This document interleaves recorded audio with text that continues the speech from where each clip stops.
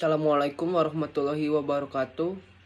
Berjumpa lagi dengan saya Muhammad Ihsan Nugraha dari kelas A2 Prodi Pendidikan Bahasa dan Sastra Indonesia dari kelas A2 dengan NIM 212101111. Di sini saya akan memaparkan sedikit tentang relevansi Pancasila sebagai pengembangan ilmu. Apa itu relevan?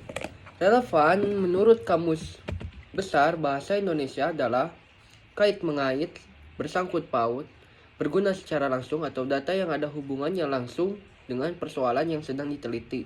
Berarti relevan itu adalah sesuatu hal yang sangkut paut kaitannya gitu dengan suatu data atau suatu permasalahan. Relevansi Pancasila sebagai pengembangan ilmu. Sebagai ideologi bangsa dan negara Indonesia, pengembangan ilmu berpatok pada Pancasila agar tercapai dengan baik. Jika tidak disadari dengan nilai tersebut, tujuan bangsa akan gagal dan berakibat fatal bagi bangsa Indonesia.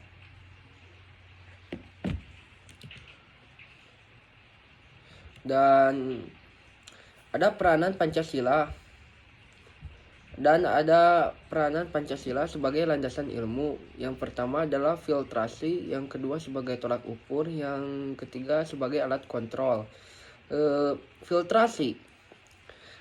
Sebagai filtrasi berarti Pancasila berperan sebagai filtrasi masuknya ilmu pengetahuan dan teknologi dari negara lain yang tentunya mengandung nilai budaya dan nilai asing. Jadi harus bisa ngefilter gitu. Jadi harus bisa ngefilter lagi gitu budaya dari asing tuh sesuai enggak gitu dengan Pancasila. Yang kedua adalah sebagai tolak ukur. Dalam pengembangan ilmu pengetahuan dan teknologi tidak selalu bernilai positif, namun juga dapat bernilai negatif.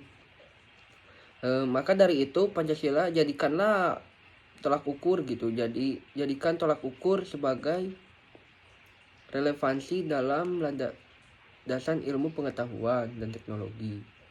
Yang ketiga adalah sebagai alat kontrol.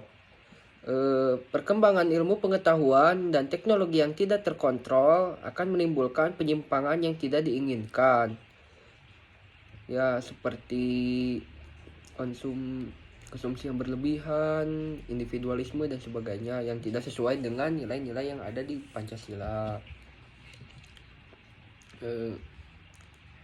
Ada lagi yang terakhir ini, sebelum ini ada nilai-nilai pengembangan ilmu. Yang pertama adalah nilai kemanusiaan sebagai pengembangan ilmu, yang kedua nilai persatuan sebagai dasar pengembangan ilmu, yang ketiga nilai kerakyatan sebagai dasar nilai pengembangan ilmu, dan yang keempat adalah nilai keadilan sebagai nilai dasar pengembangan ilmu. Sekian dari saya.